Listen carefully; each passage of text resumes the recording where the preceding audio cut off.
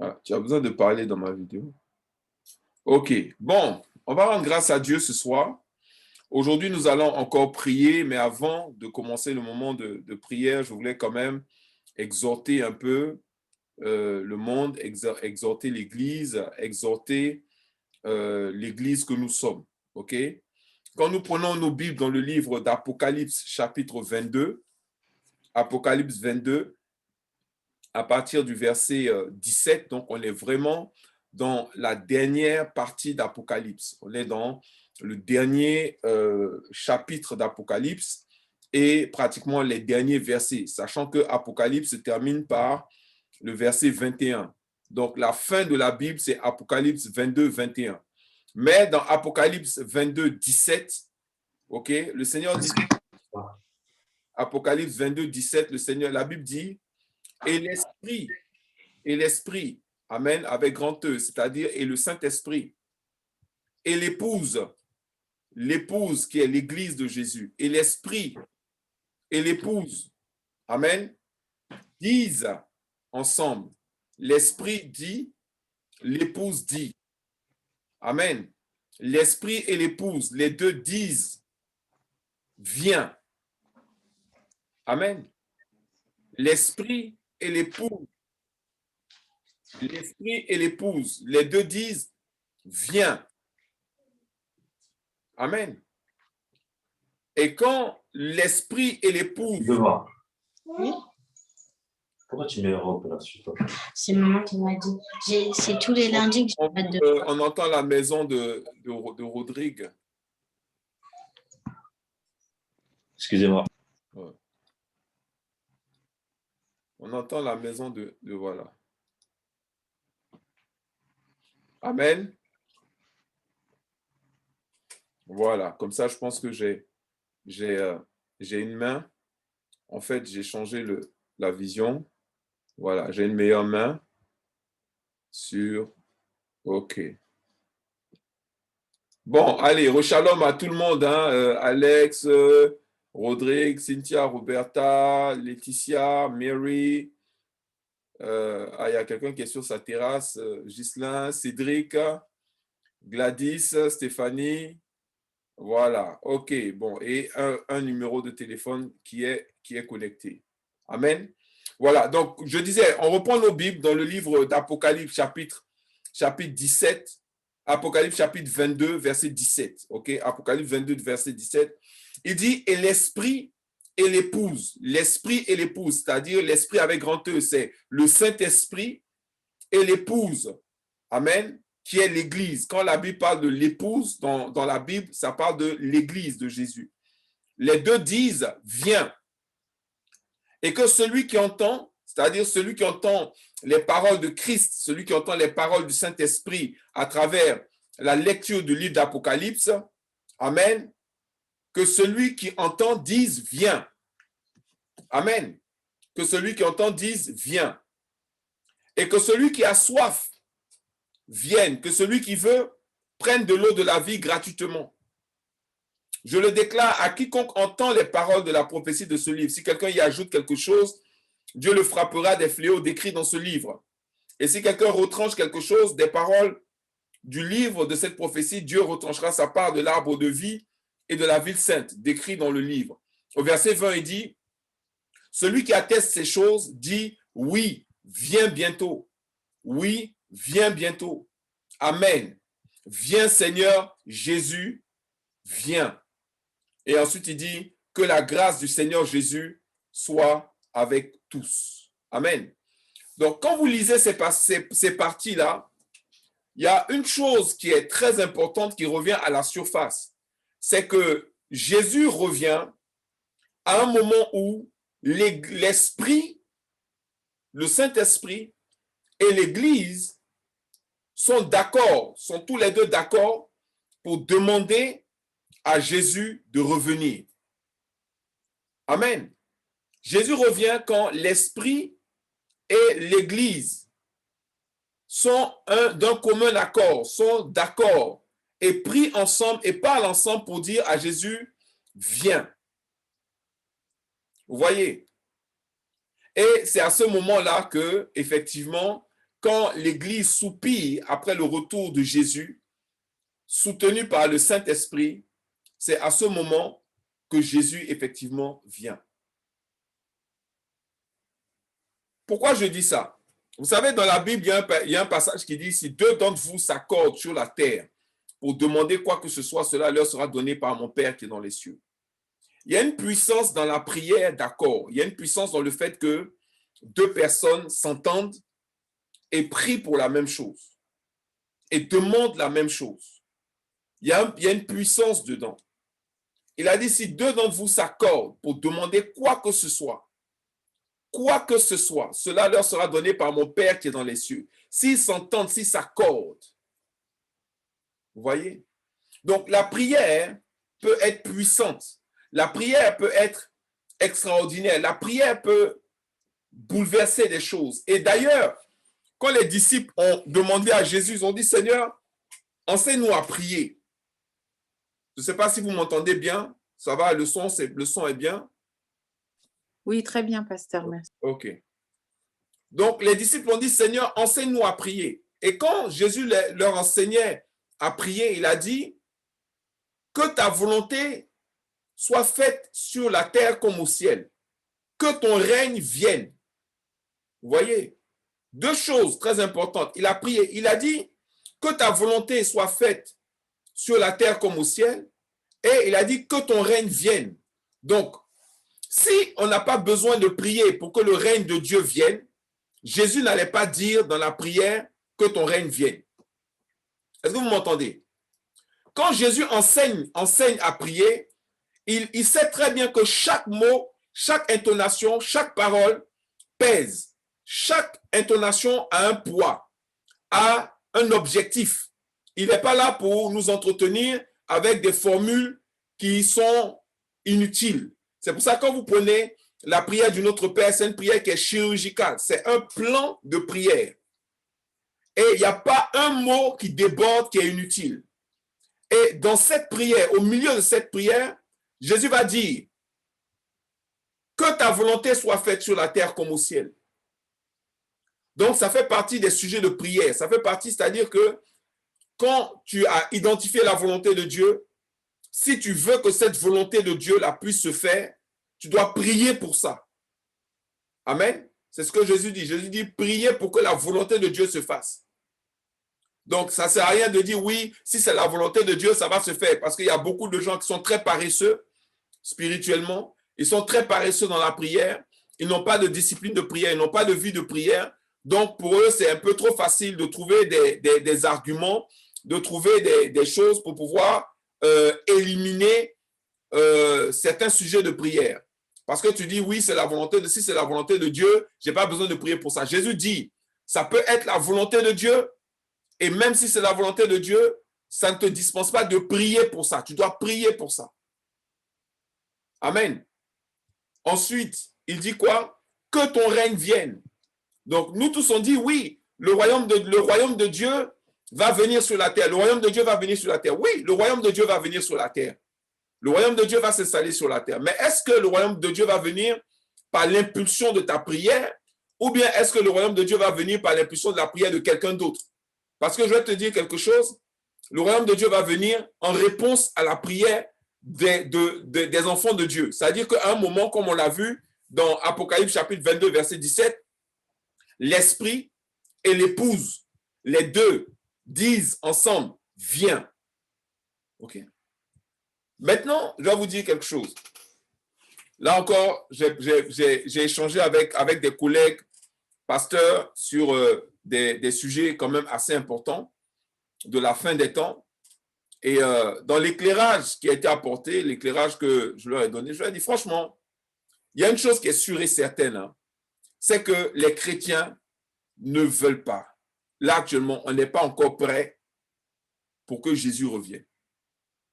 Il faut dire la vérité. Hein. Même les pasteurs eux-mêmes ont reconnu qu'eux-mêmes, là, ils ne prient pas pour ça. Personne, ils ne prient. S'ils prient, et ils sont honnêtes, quoi. C'est-à-dire que si aujourd'hui ils prient, c'est pour dire à Jésus de ne pas venir. Il n'a qu'à attendre encore un peu. Il n'a qu'à attendre encore un peu, peut-être 1 an, 2 ans. Et les gens ne sont pas prêts pour ça. Donc, moi, je ne vois pas, c'est-à-dire que Jésus lui-même dit, hein, dans le livre d'Apocalypse, il dit que celui qui entend ces paroles-là, qui disent viens, c'est-à-dire que là, il y a un véritable problème spirituel avec beaucoup de personnes dont le cœur, et ça, c'est comme ça qu'on peut mesurer en fait notre disposition véritablement à vouloir voir les choses du royaume, à vouloir voir le royaume de Dieu avancer, c'est notre capacité, notre disposition à être prêt à jeûner et à prier sincèrement pour que Jésus revienne. On n'est pas encore à ce stade-là.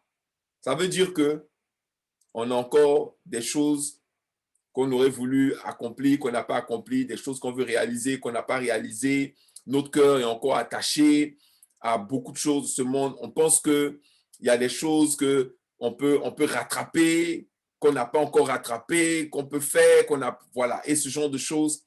Et puis, tout simplement, il y a aussi des personnes qui ne sont pas encore prêtes, ne sont pas encore prêts, parce qu'ils ont encore des trucs à régler dans leur vie qu'ils n'ont pas encore réglés. Il y a des éléments qui n'ont pas encore mis en ordre. Il y a des péchés desquels ils ne sont pas encore sortis. Il y a des choses qu'ils n'ont pas encore faites. Vous voyez? Et dans ces conditions-là, oui, effectivement, si nous ne sommes pas prêts à nous accorder avec l'Esprit, à nous accorder avec le Saint-Esprit, quand le Saint-Esprit dit « Priez maintenant pour que Jésus revienne » et l'épouse dit « Non, je ne suis pas encore prête. » Vous voyez, je vais vous dire quelque chose. Pour avoir célébré des centaines de mariages, pour avoir béni des centaines de mariages, il y a une chose que je sais, au niveau des nombres, déjà, il y en a certains que je vois là. Je sais qu'à chaque fois, c'est les femmes qui vous ont fait attendre. C'est les mariages là, je veux dire, c'est sur 1000 mariages, peut-être c'est 1. Tu vas voir que l'homme est en retard. Sinon, c'est la femme qui fait attendre tout le monde. C'est-à-dire que l'épouse, là, elle fait attendre tout le monde. Elle ne connaît pas pasteur, papa spirituel, famille, parents, tout ça là. C'est-à-dire que tant qu'elle n'est pas prête, tant qu'elle ne s'est pas regardée dans le miroir pour dire oui, et en effet, je suis bien, tout est bien, ok?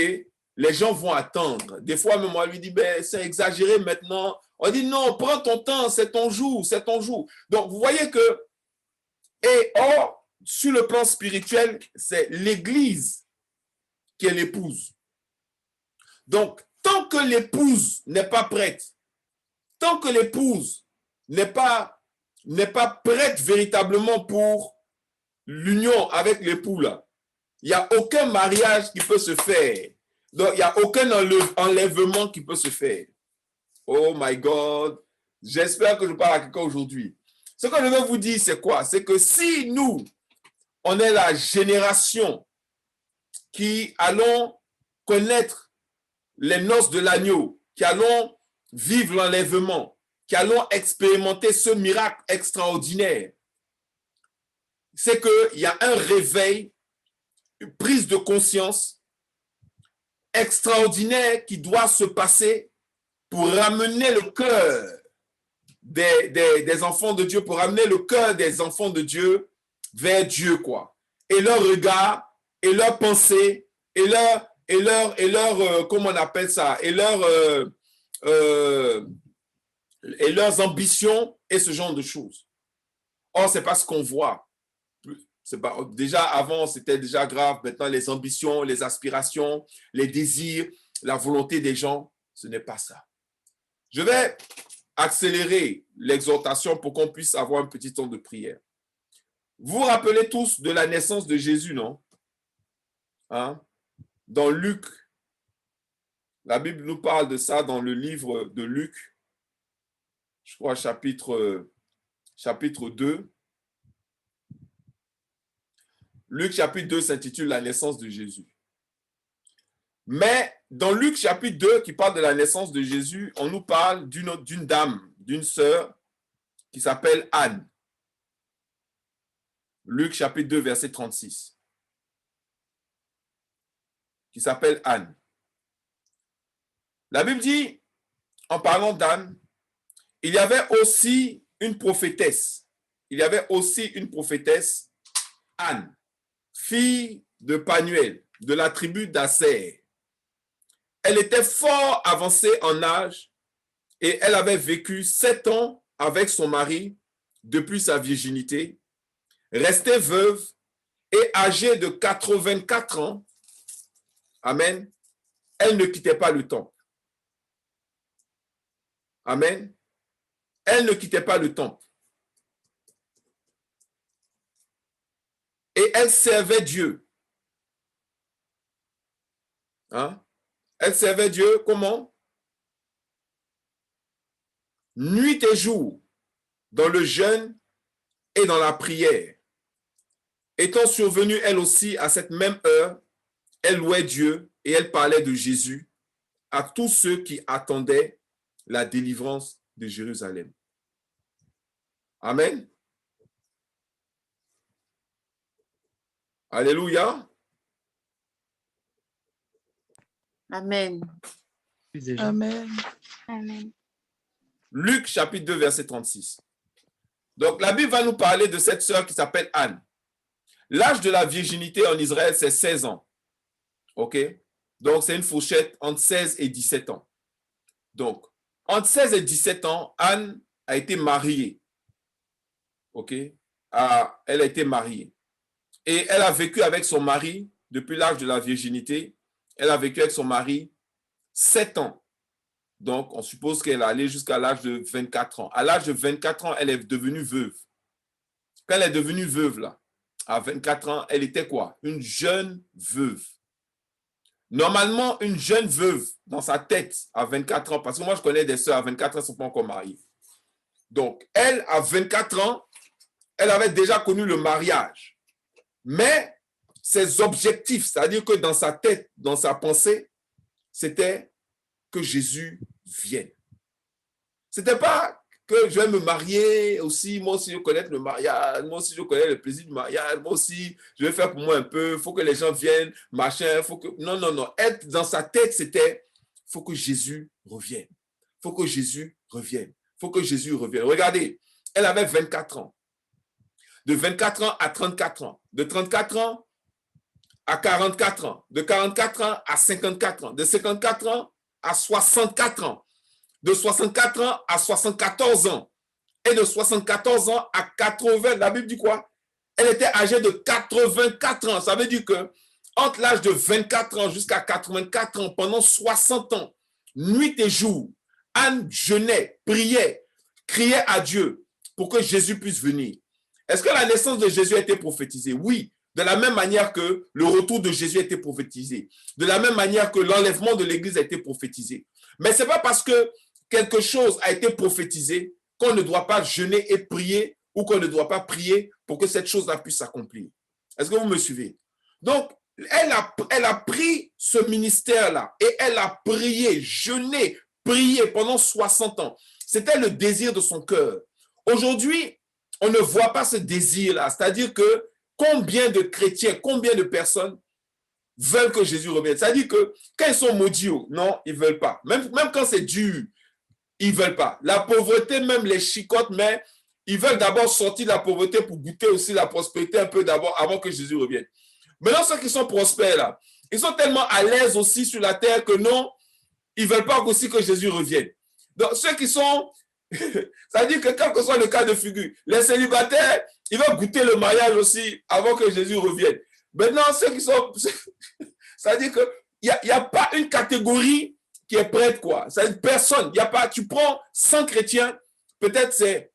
Même sur 100, je ne suis pas sûr que tu peux trouver même un seul chrétien.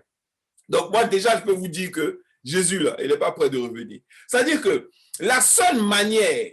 Écoutez-moi bien, hein, parce que Dieu m'a parlé par rapport aux choses qui vont arriver encore. Préparez-vous. Hein.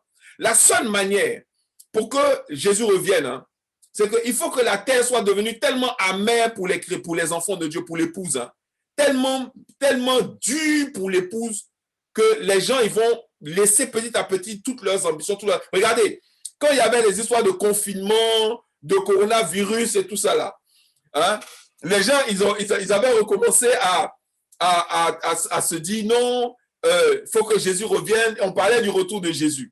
Maintenant, quand on parle de l'été, le coronavirus a disparu. Tous les anciens rêves là sont en train de refaire surface. Maintenant, tout le monde est en train de préparer ses vacances. Où est-ce qu'il va aller? Peut-être il va essayer de sortir un peu de la France, ou bien s'il reste en France, il va aller dans un endroit chaud, tout ça. Mais qu'est-ce que les païens sont en train de dire? Ils disent qu'il est inadmissible qu'il y ait encore à ce jour des gens qui ne soient pas encore vaccinés. Que le vaccin là, ils vont rendre ça obligatoire. Il ne faut pas qu'il y ait un seul gars qui échappe du vaccin. Regardez ce qu'ils disent. Pourtant, si vous écoutez bien, le professeur Montagnier, celui qui a trouvé qui a découvert le virus du sida, okay, qui très tôt a dit que le coronavirus, c'est un coronavirus qui a été génétiquement modifié parce qu'il reconnaît l'empreinte du sida dans le virus et que c'est sorti d'un laboratoire. Les gens l'ont, alors qu'il est prix Nobel de médecine, les gens l'ont discrédité, les gens l'ont insulté, les gens l'ont vilipendé, les gens ont fermé sa bouche. On n'entend plus sur les grands médias. Sauf que dernièrement, la CIA va commencer à dire que oui, effectivement, le virus du corona a été modifié. C'est un virus qui s'est échappé d'un laboratoire. Donc maintenant, où sont les complotistes? Le virus est sorti d'un laboratoire. C'est un virus qui a été modifié par l'homme. OK? Et qui maintenant, on ne sait pas, ça s'est échappé d'un laboratoire. Et c'est de ce laboratoire que ce virus-là s'est répandu. Donc maintenant, on nous dit que l'épidémie est en train de s'arrêter à cause du vaccin. Mais l'année dernière, à la même période, l'épidémie aussi était en train de s'arrêter et il n'y avait pas de vaccin. Le seul moyen pour nous de savoir que ce vaccin-là, il marche ou il ne marche pas, ça sera la rentrée en septembre.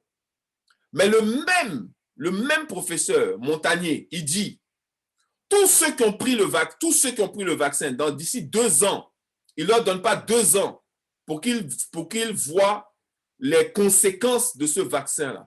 C'est lui qui dit ça. Le même, comment on appelle ça, le même professeur de médecine. Quelqu'un m'a demandé, je n'ai pas vu le nom, mais quelqu'un m'a demandé s'il faut prendre ce vaccin ou pas. Moi, je vais vous dire quelque chose. Attendez le maximum possible. C'est-à-dire que tant que ce vaccin n'est pas devenu obligatoire, tant que ce n'est pas devenu obligatoire pour vous et qu'il n'y a aucun moyen, et là, à ce moment-là, on va encore, comment on appelle ça, évaluer, on va encore prier par rapport à ça, voir ce qui se passe. Mais ne vous précipitez pas pour aller prendre ce vaccin. Ne vous précipitez pas pour aller prendre ce vaccin parce que sur ce vaccin, déjà à la base, sur la base même de la sagesse humaine basique, la sagesse humaine simple, c'est un vaccin qui n'a pas encore 2 ans d'utilisation. Ça n'a même pas encore 1 an. Même. Les premiers vaccinés, là, on n'a pas encore suffisamment de recul pour être sûr que ce vaccin ne présente aucun danger. Mais le professeur Montagnier, prix Nobel, dit que tous ceux qui ont pris le vaccin, d'ici 2 ans, ils vont voir les conséquences de ce vaccin. Donc moi, personnellement, je vous l'avais dit depuis le début, moi, je ne considère pas que le vaccin est la marque de la bête. Je vous ai dit ça déjà. Le vaccin n'est pas la marque de la bête. OK? Mais le vaccin est un chemin, est un prélude, est un moyen pour arriver à la marque de la bête. Regardez bien, je n'avais pas prévu parler de ça, mais le Seigneur me met à cœur d'en parler parce que je crois qu'il y a des personnes qui se posent la question, il y a des personnes qui sont en prière par rapport à ça, il y a des personnes qui ne savent pas. Je veux quand même éclairer les frères et les sœurs. Regardez bien.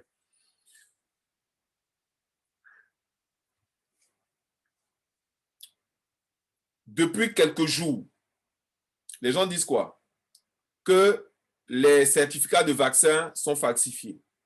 N'est-ce pas? Vous avez entendu ça, non? Qu'il y a des gens qui achètent des certificats de vaccin, qu'il y a des gens qui achètent ils achètent le QR code de vaccins qui sont vaccinés. En fait, ils payent des infirmiers. Les infirmiers là prennent la dose, ils jettent la dose et puis ils leur mettent le QR code comme quoi ils ont été vaccinés, mais en aucun cas le vaccin ne rentre dans leur corps. Il y en a beaucoup comme ça. Il y en a tellement que ça a commencé à les alarmer, pour dire que ce n'est pas normal Donc, il y a des gens qui se promènent avec un certificat de vaccination sans être vaccinés. Est-ce que vous me suivez? Allô? Amen. Oui, Il y a pasteur. des gens qui se promènent avec des certificats de vaccination comme quoi ils sont vaccinés, sans être vaccinés. Ils ne sont pas vaccinés, mais ils ont le certificat de vaccination. Donc, ça, si jamais, regardez, et c'est la raison pour laquelle commençons à prier dès maintenant, parce qu'on est en juillet, c'est vrai, on a envie juste de kiffer la life, on a envie de profiter. Nous aussi, on va aller manger au restaurant, les restaurants nous ont trop manqué, tout ça là. Il y a des plats qu'on doit rattraper et tout ça. OK, il n'y a pas de problème. Mais on est en juillet. Ne laissez pas les situations venir nous surprendre. Il y a juillet, août, septembre. Ce n'est pas loin. En septembre, là, c'est là que beaucoup de choses vont commencer à se faire.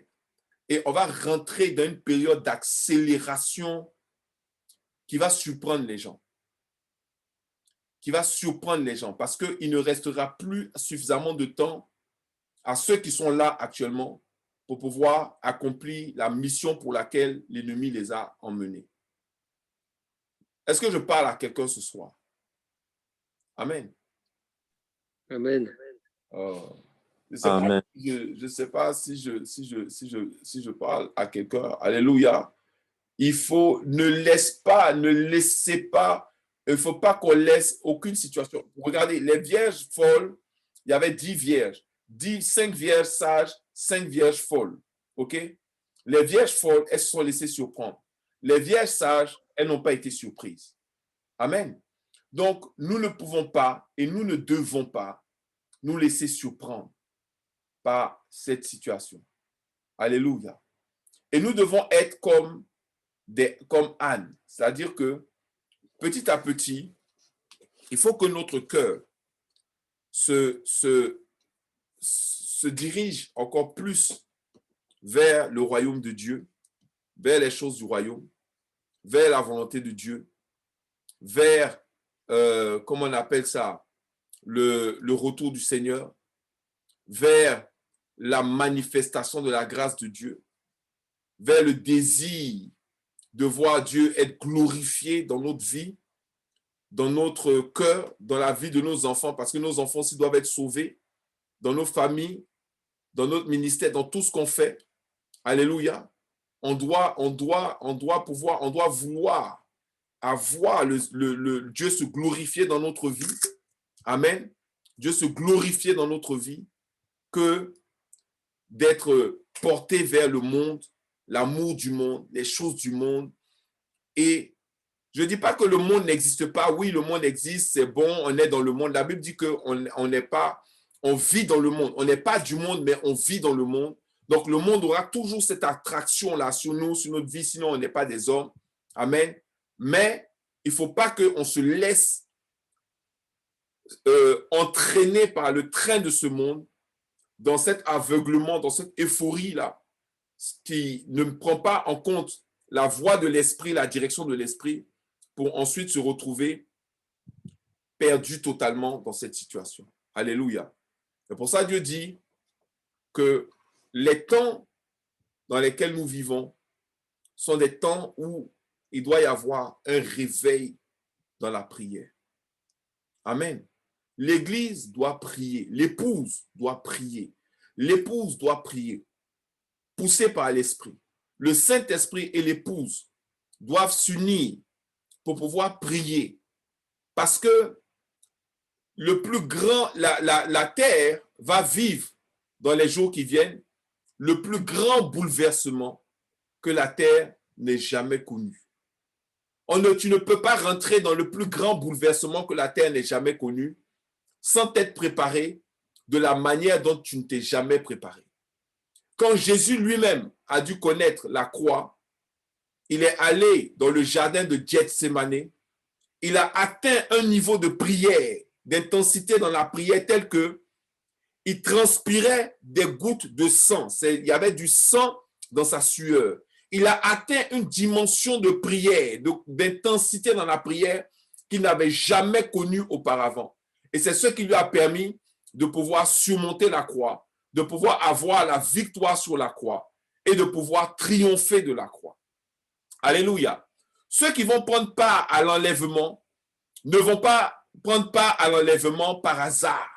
Ils ne vont pas prendre part à l'enlèvement, comment on appelle ça, au hasard comme ça. Non, ils vont prendre part à l'enlèvement parce qu'ils auront provoqué cela. Alléluia. Alléluia. C'est la raison pour laquelle notre engagement de prière, il doit être réel, il doit être puissant, il doit être vrai, il doit être sincère. Parce que Dieu veut qu'on se prépare pour que nous puissions voir et expérimenter sa gloire. Alléluia. Donc, on va prier ce soir. Tu vas demander véritablement au Seigneur de t'aider dans ta prière, de t'aider dans ta vie spirituelle, de t'aider dans ta vie chrétienne, de t'aider à faire les choses comme il veut que ce soit fait et non comme toi tu veux.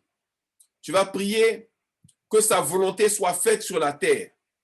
Tu vas prier que son règne vienne. Alléluia.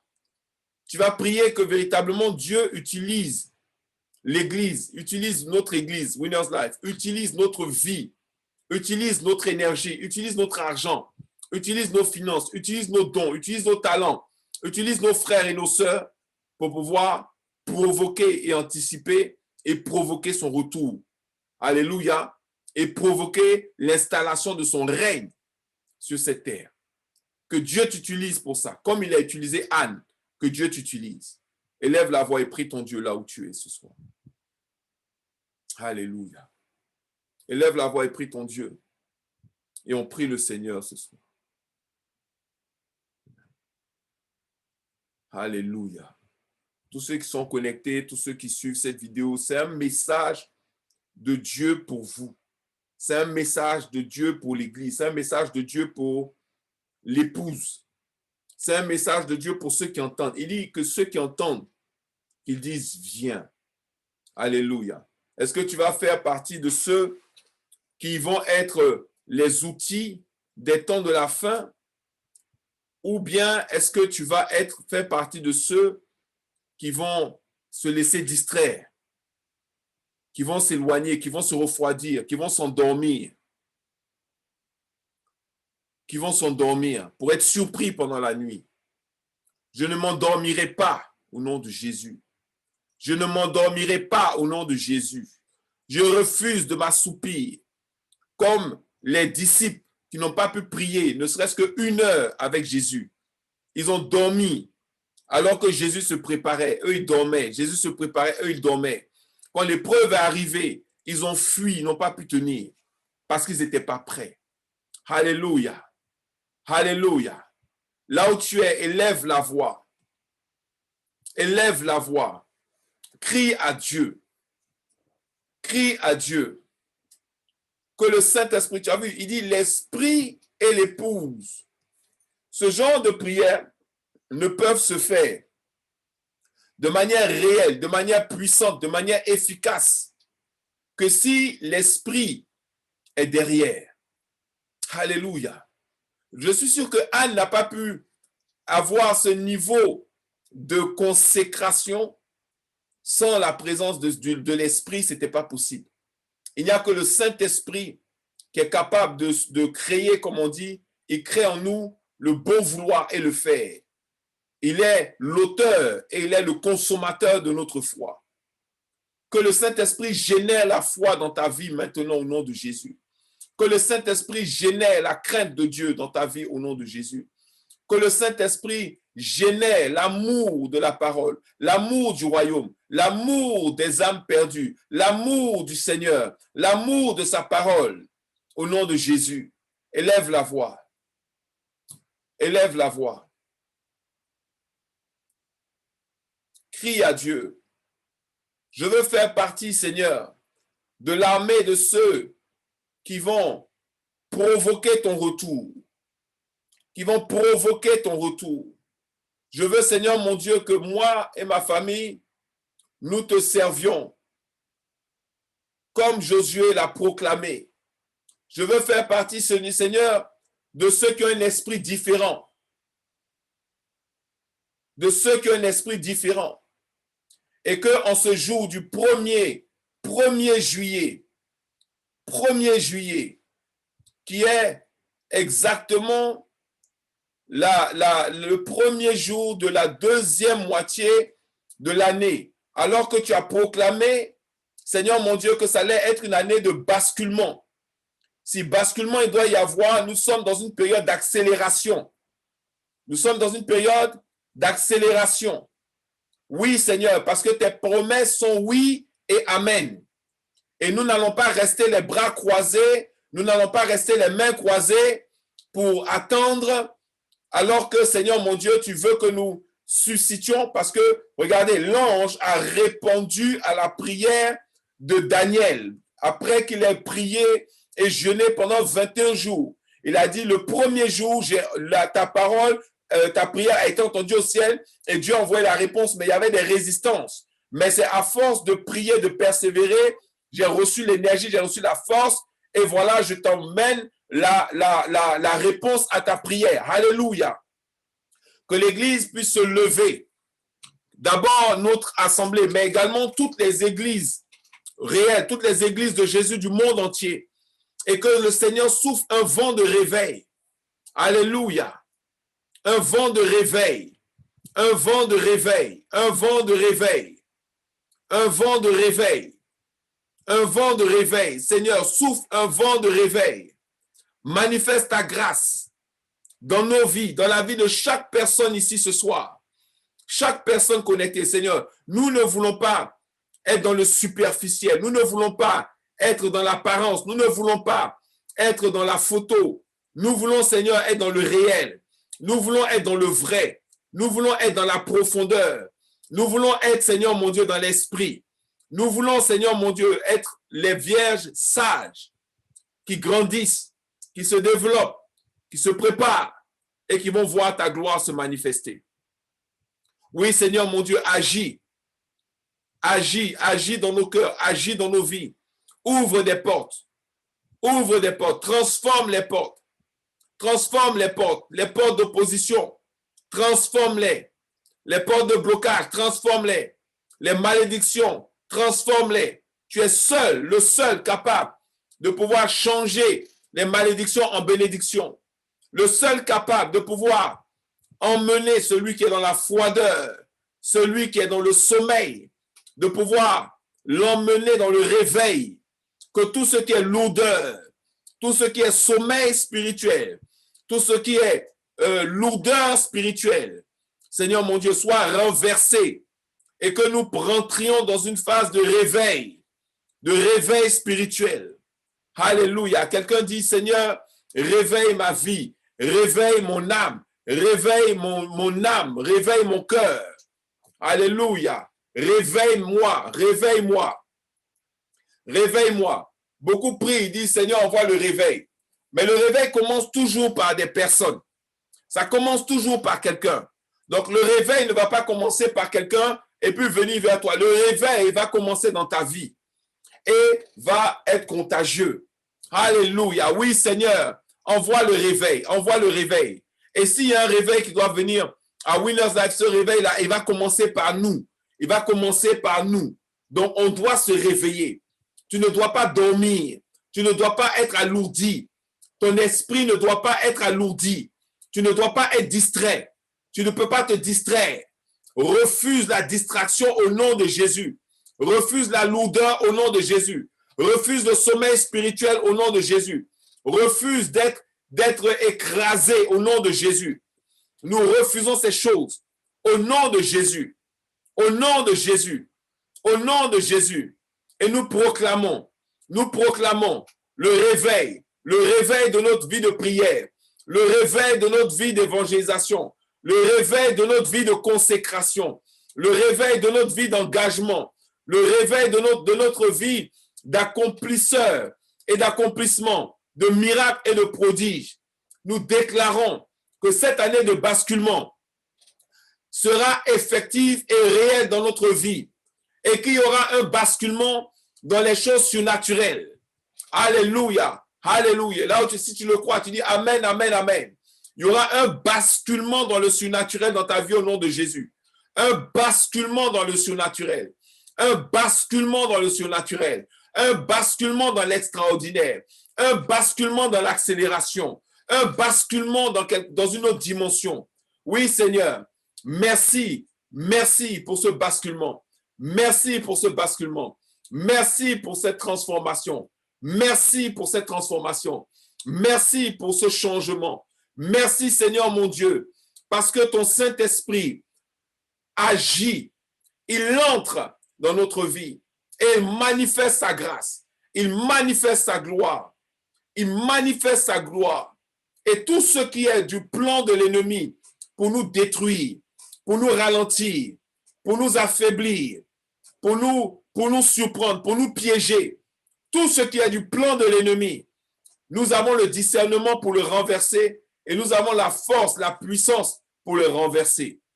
À partir de maintenant, la promesse de l'esprit de puissance, d'amour et de maîtrise de soi, de discipline, d'autodiscipline, de sagesse est manifestée dans notre vie au nom de Jésus.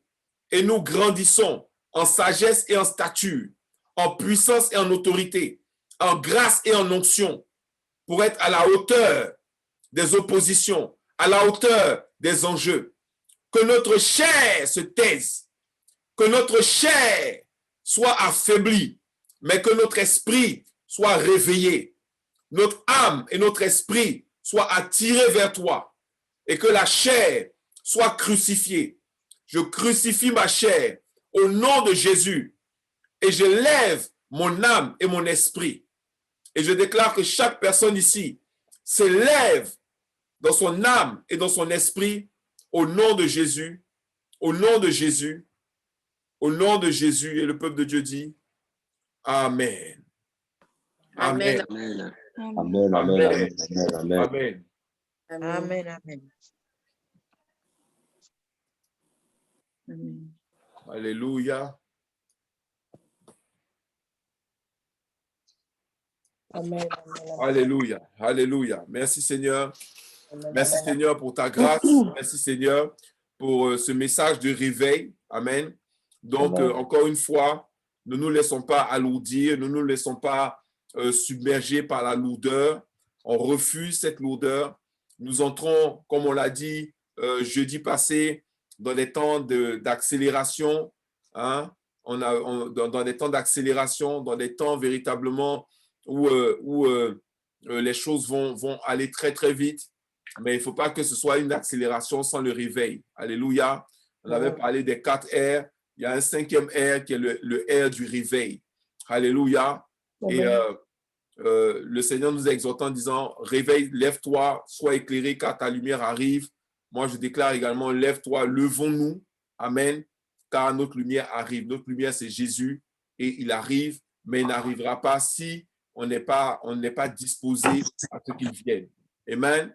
Donc, soyez bénis, soyez fortifiés, rappelez-vous de cela et surtout laissez l'Esprit vous conduire à prier pour cela. On a prié pour l'Église, pour que l'Église fasse partie de ce réveil.